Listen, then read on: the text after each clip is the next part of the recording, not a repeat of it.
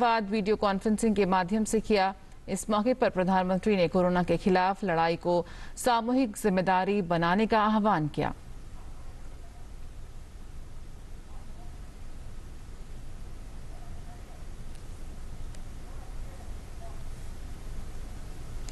प्रधानमंत्री नरेंद्र मोदी ने कोरोना महामारी में मारे गए लोगों को श्रद्धांजलि अर्पित की।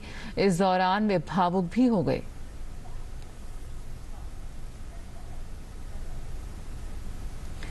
प्रधानमंत्री ने अपने संवाद के दौरान कहा कि इस दूसरी लहर में आप सभी डॉक्टरों और स्वास्थ्य कर्मियों ने एक एक मरीज की जीवन रक्षा के लिए दिन रात काम किया। खुद की तकलीफ, आराम, इन सब से ऊपर उठकर जी जान से काम करते रहे और इसी कारण जैसे बनारस ने खुद को संभाला है, उसकी चर्चा देश में हो रही है।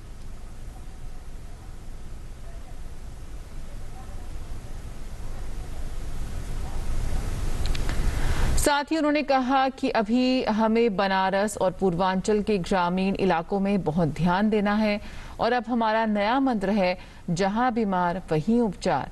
इस सिद्धांत पर माइक्रो कंटेनमेंट जोन बनाकर जिस तरह आप शहर और गांवों में घर घर दवाएं बांट रहे हैं, ये बहुत अच्छी पहल है।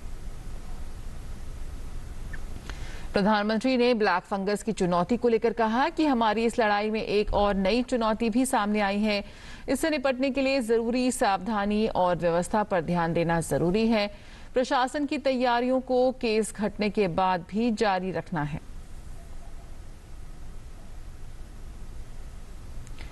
भारत में कोरोना के खिलाफ जारी जंग में टीकाकरण अभियान तेज गति से जारी है।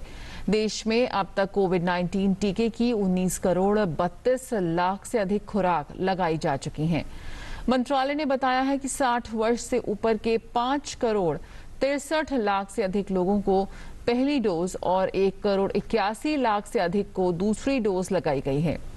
केंद्रीय स्वास्थ्य मंत्रालय के अनुसार शुक्रवार को टीकाकरण अभियान के 126वें दिन टीके की 13,83,358 खुराकें दी गईं। मंत्रालय ने बताया कि 18 से 44 वर्ष आयु वर्ग के 6,63,000 से अधिक लोगों ने कल टीके की पहली डोज ली।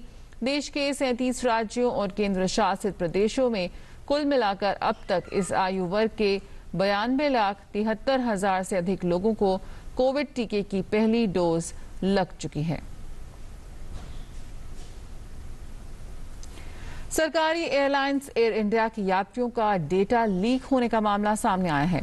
एयरलाइंस के डेटा सेंटर पर साइबर हमला हुआ था, जिसके जरिए डेटा चोरी हुई। ये हमला इसी साल फरवरी का है, लेकिन एयर इंडिया ने अपनी वेबसाइट पर यह जानकारी अब दी है। कंपनी ने बताया है कि इस साइबर हमले में यात्रियों की पर्सनल जानकारी चुराई गई है। इसमें करीब 45 लाख यात्रियों का डेटा चुराया गया है। इनमें देश और विदेश के यात्री शामिल हैं। एयर इंडिया ने कहा कि साइबर हमला अगस्त 2011 और फरवरी 2021 के बीच हुआ। एयर इंडिया ने बताया कि साइबर हमले की जानकारी मिलते ही तुरंत इसकी जांच की गई। हमले से प्रभावित सर्वरों को सुरक्षित किया गया। साथ ही क्रेडिट कार्ड धारीकर्ताओं से संपर्क किया गया और उन्हें इस बारे में जानकारी दी गई। एयर इंडिया FFP प्रोग्राम के पासवर्ड को रीसेट कर दिया गया है। नेपाल की राष्ट्रपति विद्यादेवी भंडारी ने संसद को भंग करते हुए मध्यावधि चुनाव का ऐलान कर दिया है। मध्यावधि चुनाव 12 और 19 नवंबर को होंगे।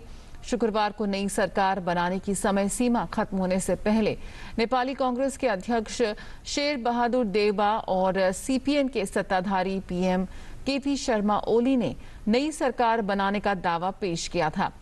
देउबा ने 149 और ओली ने 153 सदस्यों का समर्थन होने का दावा किया था।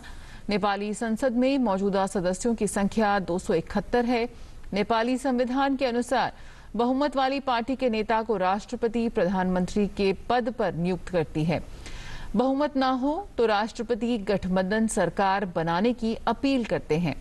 आखिरी रास्ता है कि कोई सांसद बहुमत हासिल करे। यदि ऐसा भी सरकार नहीं बनती है और संसद भंग हो जाती है, तब 6 महीने के अंदर फिर से चुनाव आयोजित किए जाते हैं।